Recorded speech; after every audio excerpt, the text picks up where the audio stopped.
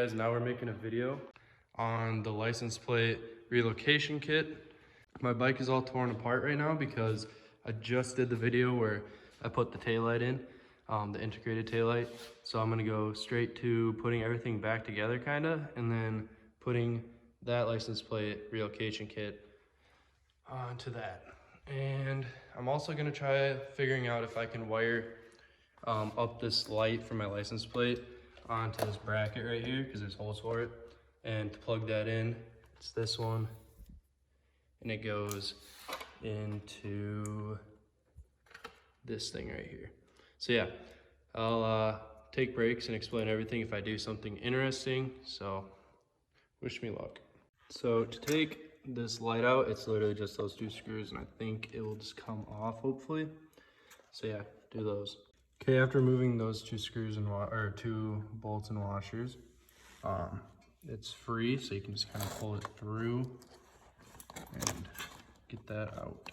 Okay guys, I'm really excited. So I will be able to reuse this piece with my new relocation kit. So I'm gonna put this plastic piece on with that little like plexiglass, put it on top of here. And well, I'm gonna put this in here first. And then it's gonna come out on this side. And you can see there's these two little black posts, and those are where these little black screws are gonna go into, and you feed them through this thing so it all encases together.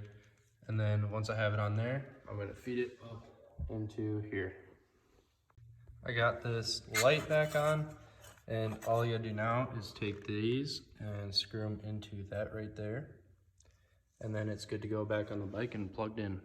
As I was putting this together, I realized that there was like too much of a gap between this and the actual bracket itself, so it wasn't gonna fit. But then I just took off these rubber grommets from the giant tail, and we're gonna see if that fixes the problem.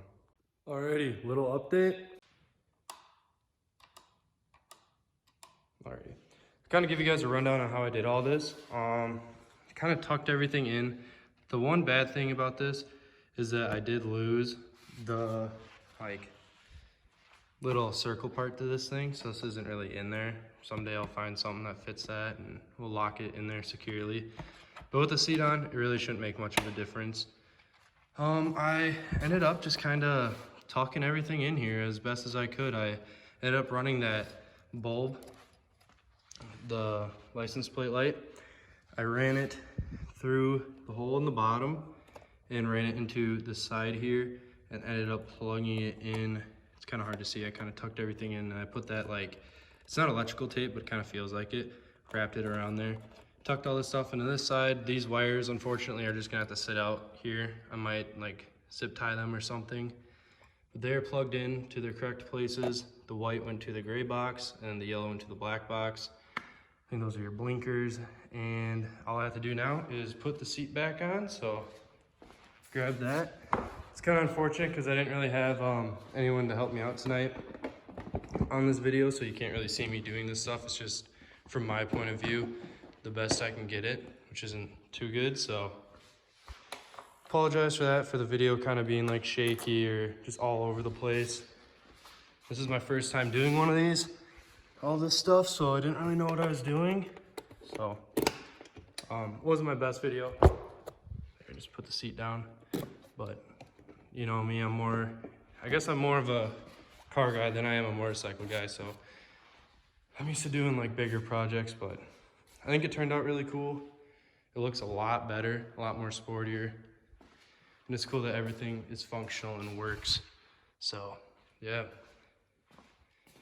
Like I said in my other video, my dad just picked up the sweet Hawkeye STI. We're gonna do some work to it, try to get a high horsepower build out of it.